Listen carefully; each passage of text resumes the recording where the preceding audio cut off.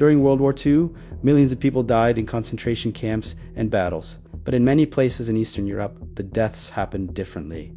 There were no huge camps, nor industrial extermination machines. Just a quick method repeated thousands of times by special units of the Nazi regime, a system created to transform murder into administrative routine.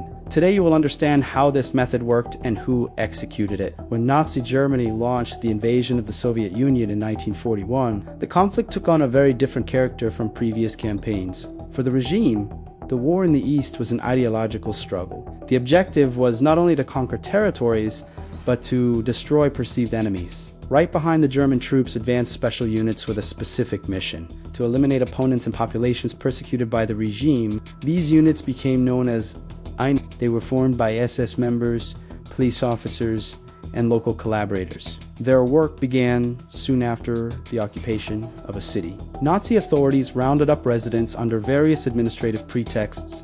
Many people believed that they were being registered or transferred, but in many cases, the fate was different. In several occupied regions, executions were carried out in remote areas. Ravines, forests, and isolated terrain were chosen for logistical reasons. These actions were not improvised. They followed organized procedures and were documented by internal reports sent to the regime authorities. One of the most well-known episodes occurred in 1941, near the city of Kiju.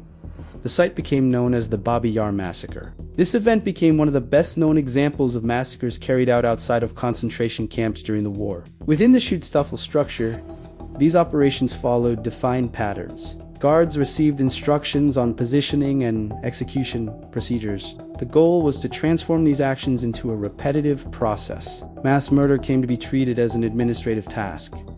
These actions were directly linked to racial ideology. The government defended pseudoscientific theories that classified human groups as superior or inferior. This mentality profoundly influenced SS leaders, including Heinrich Himmler. Documents indicate that some executioners suffered psychological impacts from these operations. Reports mention extreme stress among unit members. These reactions led the regime to seek methods further removed from direct contact. The events of World War II show how extremist ideologies and bureaucratic structures can transform violence into state policy. Today, historians continue to investigate documents and historical sites to reveal the true dimension of these tragedies.